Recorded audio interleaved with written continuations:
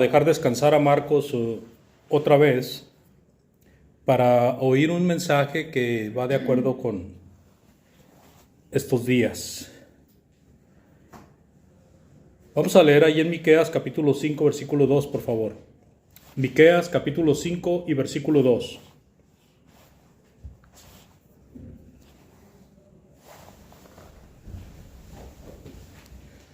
Pero tú, Belén Efrata, tan pequeña entre las familias de Judá, de ti ha de salir el que será Señor en Israel.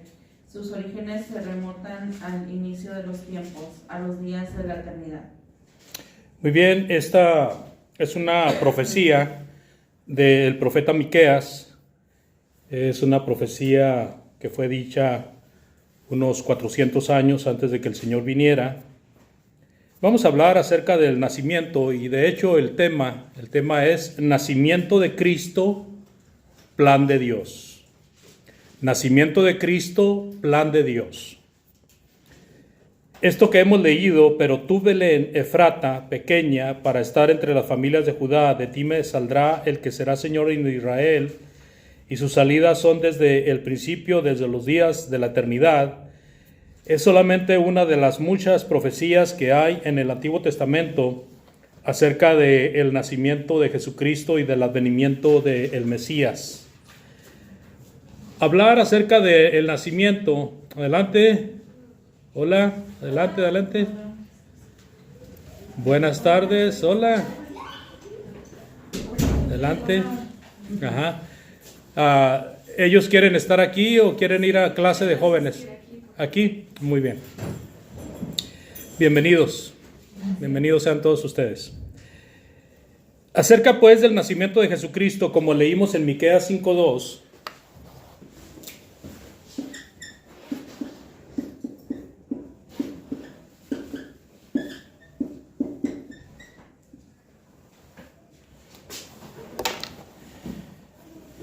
nos hace recordar, hermanos, que este es el periodo del año cuando nosotros, queramos o no, el ambiente está empapado de la Navidad de Jesús. El nacimiento de Jesús no puede ser ignorado, ya que gracias a su venida y al cumplimiento de su ministerio, todo ser humano tiene la esperanza de la vida eterna. Estamos conscientes que Jesús no nació en diciembre, porque la palabra de Dios nos enseña que los pastores guardaban las vigilias de la noche cuidando sus rebaños, y era una costumbre necesaria en tiempos que hacía calor en las tierras bíblicas. Valga decir que en diciembre, en las tierras bíblicas, el frío es extremoso. Así de que si los pastores estaban cuidando sus rebaños en la noche, quiere decir que no estaba frío, porque sería una locura sacar a pastear las ovejas en la noche en tiempo de frío. Pero el comentarista o algunos comentaristas dicen que es una costumbre en Palestina y en el Medio Oriente sacar los rebaños para guardar toda la noche debido al excesivo calor que hace en el tiempo de calor. Así de que ellos tenían ahí ese trabajo para aprovechar la sombra de la noche. Y además también las Sagradas Escrituras nos dice que el niño Jesús estaba envuelto en pañales, en vez de estar arropado con al menos una de las túnicas de sus padres, ¿verdad? Ya sea la túnica de María, porque el hombre y la mujer usaban dos túnicas, la túnica interna y la túnica externa. Pues, ¿por qué no envolver al niño en alguna de las dos túnicas, ya sea de José o de María, si el frío estaba extremoso? Es que no había frío. Vamos a leer Lucas 2, del 8 al 12 nada más. En cuanto al nacimiento de Jesús, vamos a leer estos versículos. Lucas 2, del 8 al 12, por favor, quien guste leerlos. Había pastores en la misma región que velaban y guardaban las vigilias de la noche sobre su rebaño. y se les presentó un ángel del Señor, y la gloria del Señor los rodeó de resplandor, y tuvieron gran temor. Pero el ángel les dijo: no temáis, porque yo hoy doy nuevas de gran gozo, que será para todo el pueblo, que os ha nacido hoy en la ciudad de David un Salvador, que es Cristo el Señor. Esto os servirá de señal: hallaréis al niño envuelto en pañales, acostado en un pesebre. Muy bien. Lucas es el que nos da los datos necesarios, y qué bueno que estamos aquí, fíjese. Porque aunque cada año tratamos de dar un estudio acerca de esto, ustedes se fijan que ahora es un poco diferente. Porque hoy citamos al profeta Miqueas. Y hoy estamos usando los textos de Lucas no como principales, sino como secundarios. Porque nuestra intención no es erradicar el descanso que se tiene en estos días. Nuestra finalidad no es menospreciar la oportunidad de compartir, de convivir con nuestra gente, con nuestra familia. Ese no es nuestro plan. Sino que simple y sencillamente que en nuestra mente no vaya a estar ni por error el hecho de que Jesús nació el 24 o 25 de diciembre. Eso es simple y sencillamente, porque si es de esa manera, entonces hacemos el evento religioso. Y como evento religioso es un error garrafal, hermanos. Es un error tremendo, es un error gigantesco. Porque en los países latinoamericanos, por ejemplo en México, este festejo es completamente religioso. La gente se vuelve muy espiritual en estos días. La gente anda con el niño Dios en la boca, la gente anda con el nacimiento de Jesús en la boca. Es sumamente religioso. En Estados Unidos y en otros países de Europa, posiblemente no pongan tanto énfasis a lo religioso, sino más bien a lo cultural, a la costumbre, a la tradición. Entonces, que ni por nuestra mente vaya, hermanos, porque conocí a una persona que me decía: bueno, hermano, si no es religioso, entonces está bien que pongamos arbolito. Go ahead, hermano, adelante. Gracias. Que pongamos arbolito. Si no es religioso, está bien que pongamos luces, que pongamos regalos y que le pongamos una estrella al árbol y todas esas cosas. Sí, le digo, no hay problema. Si usted no lo ve en el sentido religioso, no hay problema. Ay, pero que no puede faltar el nacimiento del niño Dios ahí abajo del pino. Eso es religioso, hermanos. Eso es religioso. O sea, que no puede faltar el niño Dios. O sea, ¿qué es lo que tiene en la mente? Adelante, hermano.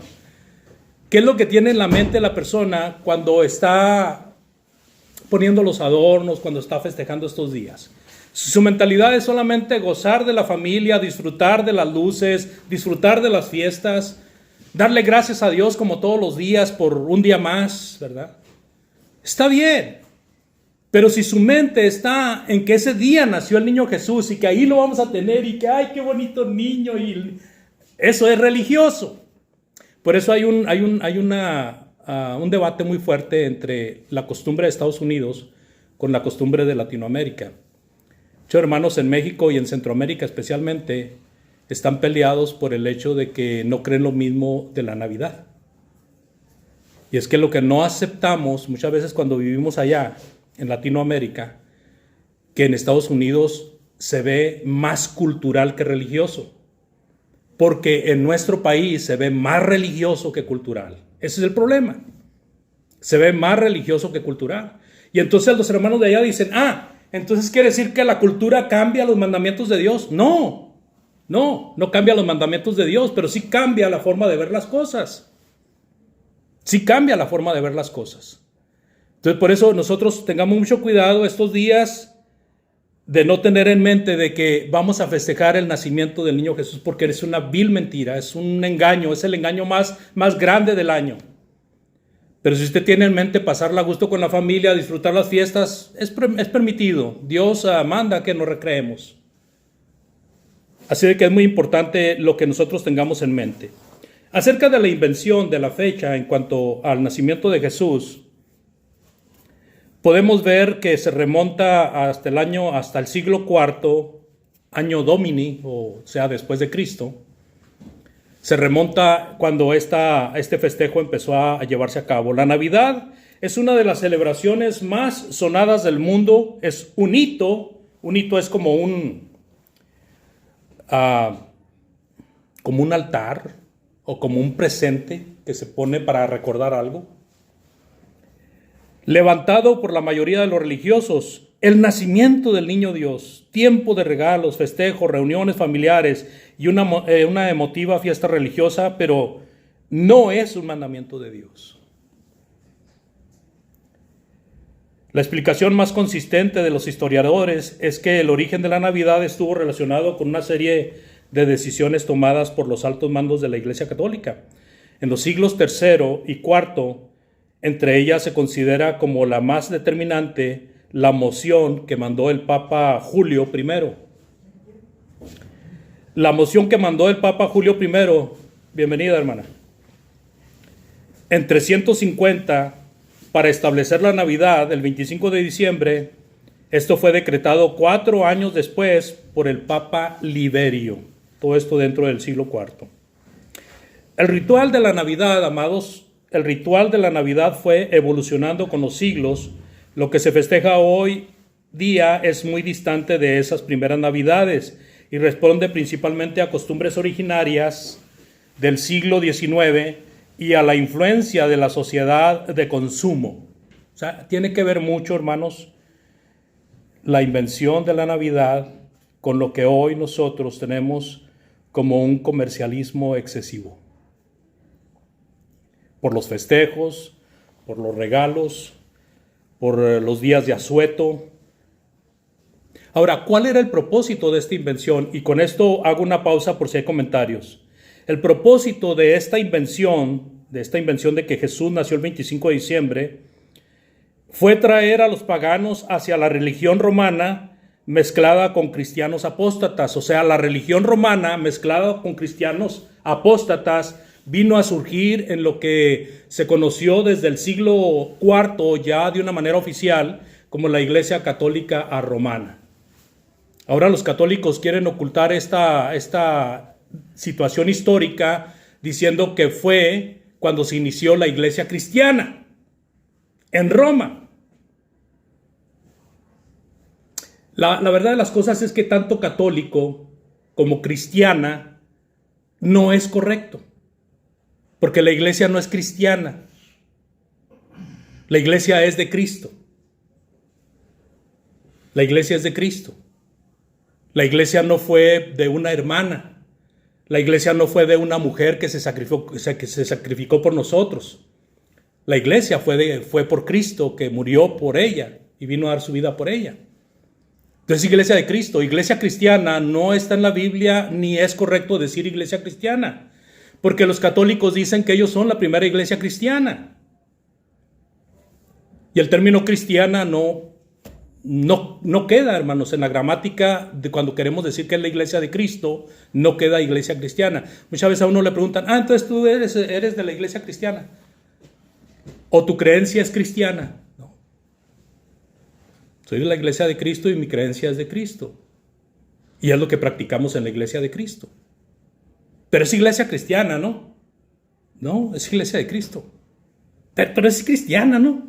No, es iglesia de Cristo. Es decir, cuando alguien dice, pero es cristiana, no, está pensando en los evangélicos, está pensando en los protestantes, y muchos católicos están retomando o están tomando este título también como de ellos, iglesia cristiana, la primera iglesia cristiana que hubo. Entonces, todo eso tiene que ver, hermanos, con la situación del respeto que nosotros tenemos y de lo que nosotros tenemos en mente cuando hablamos de una o de otra cosa. Así de que en el siglo IV el Papa Julio se encontraba liderando el Imperio Romano, y la idea de establecer la fecha fue con el fin de convertir a los romanos paganos en cristianos. Y un siglo más tarde, que fue en el año 440, el Papa León Magno conmemora la fecha de la Navidad, y en el año 529 es declarada una festividad oficial dentro del Imperio Romano. O sea, aunque la Iglesia Católica se oficializó en el siglo IV, en el siglo IV empezó con las prácticas navideñas, vamos a llamarlo así. No fue hasta el siglo VI, hermanos, cuando la Navidad se proclamó oficialmente como un festejo de la iglesia. ¿Ok? Preguntas o comentarios, por favor. Preguntas o comentarios.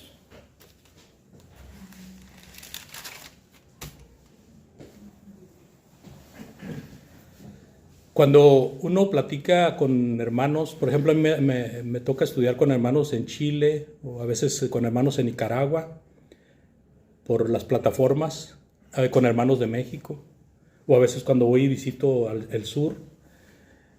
Y cuando a mí me preguntan de que por qué en Estados Unidos hay tanta idolatría, que porque ellos ven que mucho hermano que se viene de México, cuando llega a Estados Unidos empieza con los arbolitos navideños.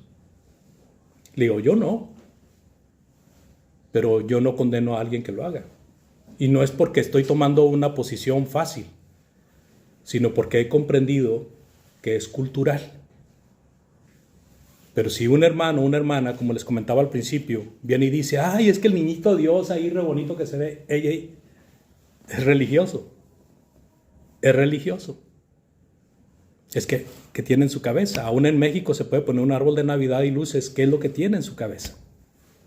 Aunque nadie se lo va a aceptar en México, van a decir que es idólatra. Porque es religioso. En México es más religioso que nada, hermanos. Las posadas, los cánticos, todo eso es religioso.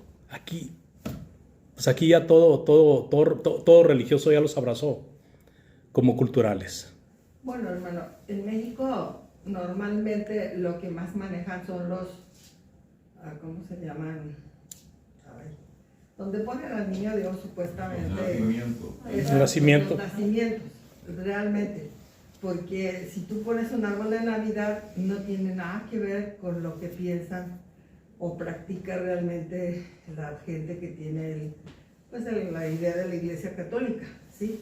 Son totalmente diferentes. Más bien, ellos saben que es una costumbre anglosajona, o sea, no es propiamente la práctica y menos cuando sales del catolicismo. Ahí la gente tiene muy metido que es el nacimiento. Es diferente. Pero todo viene del catolicismo, hermana. El árbol y los regalos vienen del catolicismo, las esferas vienen del catolicismo. Sin embargo, el punto es ese. ¿Qué tenemos en nuestra cabeza cuando estamos poniendo esos adornos? ¿Verdad? ¿Qué tenemos en nuestra cabeza? Es algo muy difícil, por eso yo prefiero no hacerlo.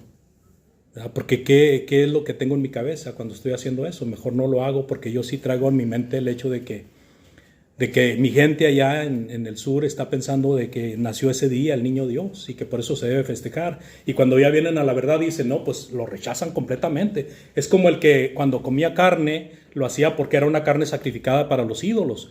Luego viene a Cristo y ya no quiere comer carne porque piensa que esa carne es sacrificada a los ídolos. Y entonces Pablo le dice a los de Corinto, bueno, si tú vas a la carnicería no preguntes. Porque si alguien te dice es sacrificada a los ídolos, pues ya mejor no la comas por aquel que lo dijo. Es algo semejante, hermanos. O sea, ¿qué es lo que tenemos en nuestra mente cuando vamos a hacer eso? Eso es lo importante. Entonces, que no vayamos a caer en el error de que porque aquí tenemos la libertad de hacerlo, más que en México, que vayamos a caer en el error de estar adorando al niño Dios. ¿Sí me explico? Al niño Dios que está ahí en el nacimiento. Es un buen día, hermanos, es una buena temporada para gozar, para disfrutar, pero no lo mezclemos con lo religioso. Lo único religioso es lo mismo religioso de todos los días, hermanos. Darle gracias a Dios, honrar y glorificar a Dios en todos nuestros actos. Adelante, hermano. Pero recuerda también que son épocas de consumismo. Sí. Y así como en Estados Unidos, el Halloween, la Navidad, ¿sí? El Día del Pavo, el Día de Gracias. En México viene el consumismo. Igual la Navidad, como tú dices, el nacimiento. Porque allá si pones un árbol, pones un nacimiento. Claro. ¿Sí? Y luego vienen inmediatamente los reyes. Ajá. Todavía existe la mentalidad de lo que pongas el zapato y viene el rey y te da. Y la previa en México, los globos que te venden para que los niños metan la carta ahí para los Reyes Magos. Entonces, Sí. es consumismo. Viene el 10 de mayo y a comprarles regalos a las madres, porque es el día importante para las madres. Yeah. Siendo que el día de las madres debe ser todo el año. Así es lo que leía yo aquí en un párrafo. El ritual de la Navidad fue evolucionando con los siglos. Lo que se festeja hoy en día es muy distante de las primeras Navidades y responde principalmente a costumbres originarias del siglo XIX y a la influencia de la sociedad de consumo, que son buenos días para el consumismo, o sea, son buenos días para levantar las ventas, ¿verdad? Para elevar las ventas. Inventaron el hombre de la barba, Santa Claus, y le pusieron hasta santo, Santa Claus. No es San Nicolás. Papá Noel. Papá Noel. En algunas partes, es que también eso es que varía en cada parte, ¿verdad? En unas partes es Papá Noel, que tiene que ver más bien con Noel, el del arca. No tiene tanto que ver con Santo. En unas partes es Papá Noel, en otras es Santa Claus. Y hay otro por ahí. Porque es en festejo de un monje que daba regalos a unas mujeres solas. ¿Verdad? Pero bueno, no traje ese comentario de Santa Claus este día. Imagínate, ahorita, yo en la mañana vi una noticia. El Canelo Álvarez regaló 5,000 regalos a los niños del DIF, Ya, apadrinado por el gobernador de Nuevo León. Ahí es cosa política. claro. Y luego el gobernador de Nueva Y entonces ya al Canelo lo van a hacer santo porque da regalos, como a Jesús Valverde. Y luego en Nuevo León, que es el estado que está más horrible ahorita con los asesinatos y con el gobierno que tiene. Pero bueno, es lo malo que cada quien quiere llevar agüita para su molino, ¿verdad? Y aprovechan estas grandes eventualidades para sacar provecho. Pues decía la canción de las ardillitas, decía que la Navidad llegó y que es para comerciantes. Sí. El éxito, hermanos, de descansar en estos días, esa fecha ha tenido éxito debido a la costumbre casi general de descansar en ese día, así que es aprovechado para las clásicas reuniones familiares. Es bueno descansar, pasarla bien con la familia y aún disfrutar del espectáculo de esa fecha, con plena convicción de que esto no es para nosotros una fecha que conmemorar el nacimiento de Jesucristo, sino un día más para agradecer a Dios sus grandes bendiciones. Hay muchos días de estos, ¿verdad? En México llamados días festivos, en Estados Unidos holidays. En cada uno de ellos demos honor a Dios nuestro Señor. No esperemos un día especial, hermanos, para hacer honor a nuestro Dios, ¿verdad? Todos los días son una bendición para nosotros, particularmente porque tenemos trabajo, familia, amigos y muchas otras bendiciones. Aún si careciéramos de algo de lo que hemos dicho o de todas estas cosas, pues tenemos a nuestro favor el amor de Dios, ¿verdad? Y la promesa de Dios de que Él es un Padre que puede sustituir toda necesidad. Les invito a que leamos el Salmo 27 en el versículo 9, por favor. Salmos 27, versículo 9. Y el 10 también. ¿Alguien que guste leerlo? Salmos 27, versículos 9 y 10.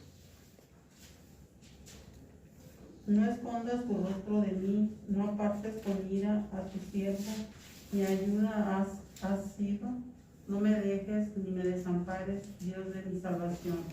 Aunque mi padre y mi madre me dejara, con todo Jehová me recogerá. Así es, ¿verdad? Aunque nos falte todo, ¿verdad? Aunque nos falte familia, nos falte algo por quien vivir, ¿verdad? Amistades o lo que sea. Si nosotros nos cobijamos bajo nuestro Padre Celestial, pues el amor de Dios suple todas las necesidades y es lo mejor o es en todo caso, lo único que necesitamos, el amor de Dios. ¿sí? También dice en Romanos 8, 35, por favor, hasta el 39. Romanos 8, del 35 hasta el 39.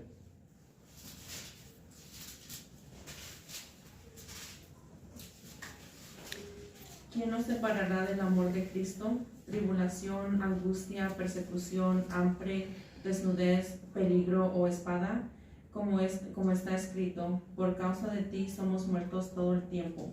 Somos contados como ovejas de matadero. Antes en todas estas cosas somos más que vencedores por medio de aquel que nos amó. ¿Hasta cuándo? Del 38 y 39, por favor. Por lo cual estoy seguro de que ni la muerte, ni la vida, ni ángeles, ni principados, ni potestades, ni lo presente, ni lo porvenir, ni lo alto, ni lo profundo, ni ninguna otra cosa creada nos podrá separar del amor de Dios, que es en Cristo Jesús, Señor nuestro. Así es, ¿verdad? Si el apóstol Pablo está sugiriendo estas palabras, él está hablando en un tiempo difícil para el cristianismo, está hablando en un tiempo difícil para los cristianos, y él está dando a este ánimo, hablando precisamente de las grandes bendiciones de Dios y del sufrimiento del cristiano. Pues Pablo dice: ¿quién nos podrá apartar del amor de Dios? Nada. Nada hay que nos pueda apartar del amor de Dios. ¿Sabe que sí hay alguien que nos puede apartar del amor de Dios? Y muchas veces cuando yo pregunto esto, dicen que el diablo. Pero no es el diablo. Somos nosotros mismos. Nosotros mismos somos los que nos privamos de Dios o nos agarramos de Dios. Caminamos junto con Dios o nos apartamos de Dios. Nosotros somos los que tomamos la decisión. Al diablo le da mucho gusto que nos apartemos. Al diablo le da mucho gusto que nosotros no confiemos en el Padre Celestial. Pero el diablo no nos forza, el diablo no nos jala, el diablo no nos pone una pistola, sino que nosotros somos los que al final de cuentas tomamos la decisión de caminar con Dios y de tener toda nuestra esperanza puesta en Él, o caminar por nuestro lado para que el diablo nos jale y nos lleve a sus aguas, ¿verdad?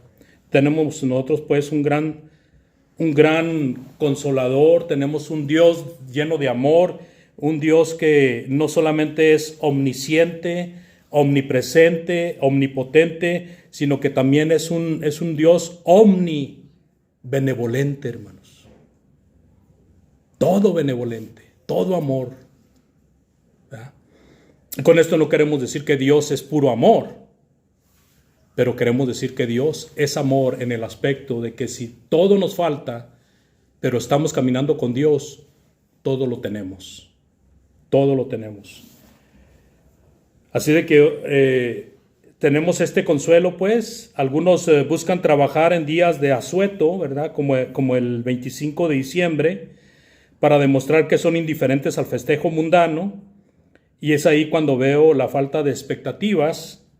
Aunque el mundo festeje una mentira, yo puedo usar este día para hacer la voluntad de Dios sin ofenderle, y es un buen momento para hacer preguntas pertinentes al texto que leíamos al principio. El texto que leíamos al principio de Miqueas, capítulo 5, versículo 2. Leámoslo otra vez, por favor. Miqueas 5:2. ¿Quién guste leerlo? Pero tú, Belén Efrata, aunque eres pequeña entre las familias de Judá, de ti me saldrá el que ha de ser gobernante en Israel, y sus orígenes son desde tiempos antiguos, desde los días de la eternidad. Así es. Entonces, ¿quién envió a Cristo? La respuesta nos es entregada en estas palabras, cuando dice de ti. Dice Jehová hablando por la boca de Miqueas: de ti me saldrá, de ti me saldrá. Es un dulce pensamiento que Jesucristo no vino sin el permiso, sin la autorización y el consentimiento o la ayuda de su Padre. Fue enviado por el Padre para que fuera el Salvador de los hombres. Así de que nosotros debemos nuestra salud espiritual al Padre y al Hijo. Al Padre y al Hijo. ¿Y qué si Jesús vino? ¿Acaso no lo envió el Padre? Sí. Si fue convertido en un niño, ¿acaso no lo engendró el Espíritu Santo? Sí. Entonces el Padre, el Hijo y el Espíritu Santo. tienen que ver con el propósito del nacimiento de Cristo, hermanos, que ese es nuestro tema, el nacimiento de Cristo, el plan de Dios. Si habló maravillosamente, ¿acaso el Padre no derramó gracia en sus labios para que fuera un capaz ministro del nuevo pacto? Claro que sí, claro que sí. Si creemos que su Padre lo abandonó cuando tomó la amarga copa de hiel, ¿acaso no lo amaba aún? Si creemos que lo abandonó, porque yo creo que no lo abandonó, pero la mayoría de nosotros cuando leemos las palabras dichas desde la cruz, muchos de nosotros en cierto momento, en cierto episodio de nuestra vida como cristianos, creemos que Jesús fue abandonado en la cruz. Hasta que no llegamos a un estudio profundo nos damos cuenta de que no fue el reclamo de Jesús. Es cierto que Dios cargó sobre él todas nuestras culpas, es cierto, pero no lo abandonó. Ahí estaba el Padre sufriendo con él, hermanos. Pero era necesario que fuera así. Así es. Y después de 3 días no lo levantó de los muertos y lo recibió en lo alto, llevando cautiva la cautividad. Amados hermanos, ¿quién conoce al Padre y al Hijo y al Espíritu Santo como debería de conocerse? Nunca coloca a uno por encima del otro, ¿verdad? Hay amigos religiosos que colocan en primer lugar al Espíritu Santo y le dan mucha importancia al Espíritu Santo. Hay otros amigos religiosos que colocan más importante a Jesucristo y le dan más importancia a Jesucristo que a nadie. Los amigos que dicen que son solo Jesús. Ellos creen que Jesús es el Padre, el Espíritu Santo y el Hijo. Los que le dan más importancia al Espíritu Santo piensan que el Espíritu Santo es todo, que es el Padre y que es el Hijo. ¿Y luego qué me dicen los testigos de Jehová? Ellos dicen que Jesucristo es un Dios pequeño y que el Espíritu Santo es una fuerza activa y que el Padre es Jehová. Hermanos, esta participación de la Trinidad en el nacimiento de Jesucristo no solamente fue en ello, sino que también fue en su ministerio, en su sacrificio, en su resurrección, en todo. Los tres actuaron de común acuerdo. Los tres actuaron de común acuerdo. Un día fijo, hermanos, ya para concluir. No sé si hay algún comentario que quieran agregar. Si nosotros, aunque reconozcamos a la Trinidad, si nosotros ponemos nuestra confianza en Jesucristo, tenemos el apoyo de las tres personalidades. Hermano, Dígame. entonces, por ejemplo, los judíos también ponen así como muy parecido a los testigos de Jehová, únicamente Dios. El Padre. Porque para ellos no ha venido el Señor Jesús. Así es. Y aún dentro de los judíos, de las costumbres judías religiosas, ahorita hay una gigantesca variedad, hermana. Hay una variedad gigantesca, pero en su mayoría los judíos están esperando al Mesías todavía, el nacimiento del Mesías. Mientras por otro lado, fíjese lo curioso, hay hermanos en Cristo que se han desviado diciendo que Cristo ya vino por segunda vez. Mientras que unos están esperando el nacimiento del Mesías, otros se han ido a un extremo totalmente opuesto diciendo que Cristo ya vino por segunda vez. Y estos son los preteristas. Hay hermanos que han caído en este error doctrinal y son hermanos conocidos como Iglesia de Cristo preteristas. Aquí hubo un debate hace unos meses con un hermano en Cristo que cree que Cristo ya vino por segunda vez. Y ya se llevó a cabo el juicio y que solamente falta la resurrección de los muertos. ¿Qué hacemos aquí?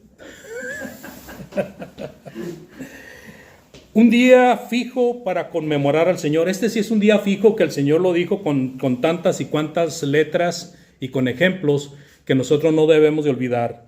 El tomar la cena. No solamente es un mandamiento, sino que es un monumento, porque es una remembranza del sacrificio de nuestro Señor. Es como hacerle un monumento en nuestro corazón ¿verdad? En Hechos 27, todos lo conocemos. ¿Quién gusta leerlo, por favor? Hechos 27.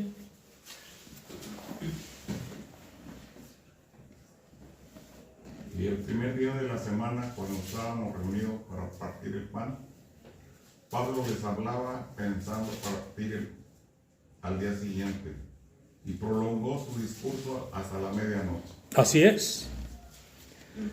Pablo estaba ahí para predicarle la palabra de Dios en un primer día de la semana donde la iglesia se había reunido con el propósito de celebrar la Cena del Señor. Recordemos que la Cena del Señor se menciona al menos de 3 formas en las Sagradas Escrituras: la mesa del Señor, la Cena del Señor y ¿cuál es la tercera? Mesa del Señor, Cena del Señor y Hechos 27. Partimiento del pan, hermanos. Partimiento del pan. 3 formas de mencionar la Cena del Señor. En 1 Corintios 11 del 23 al 26, último pasaje a leer, por favor, para llevarnos esto en mente. 1 Corintios 11, 23 al 26, por favor.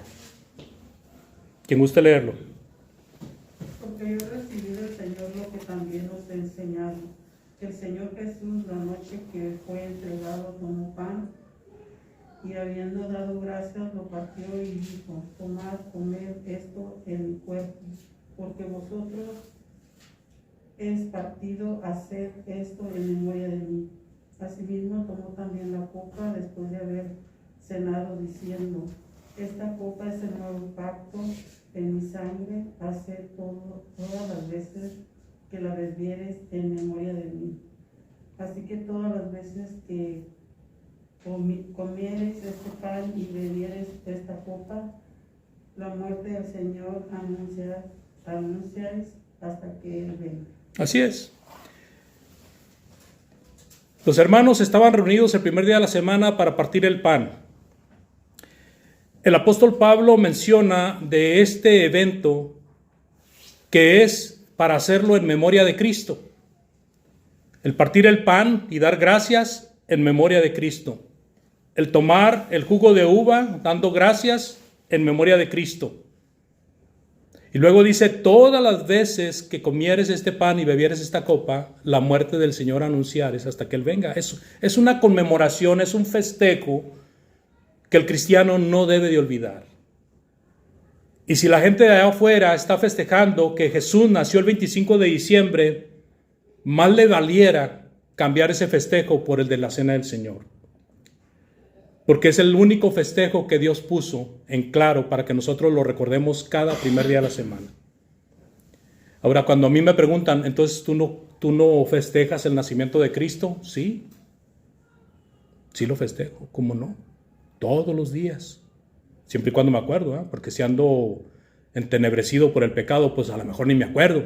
Pero cuando uno se acuerda, todos los días le da gracias a Dios por Jesucristo, el Señor que vino, para que nosotros pudiéramos tener acceso al Padre. Y de esa manera tener la esperanza de la vida eterna en el cielo. Yo les agradezco mucho su atención y les agradezco mucho su visita, hermanos. Vamos a hacer una oración y vamos a estar listos para irnos a despedir con los demás hermanos. Voy a pedir al hermano Elías Junior, que nos dirija en oración, por favor, hermano. Claro, vamos a orar. Señor, en esta noche le damos gracias por su amor, por su misericordia y porque nos permite poder estar aquí juntos, poder venir con un propósito de alabar su santo nombre, de poder animarnos juntos y cantar alabanzas a su nombre, el poder recordar a su Hijo amado, el poder recordar que la palabra se hizo carne y vivió en medio de nosotros, Señor, para que nosotros pudiéramos ver la luz y nosotros pudiéramos conocerle a usted, nuestro Dios, que es un Dios de amor, es un Dios de paciencia, es un Dios de gracia, es un Dios de perdón.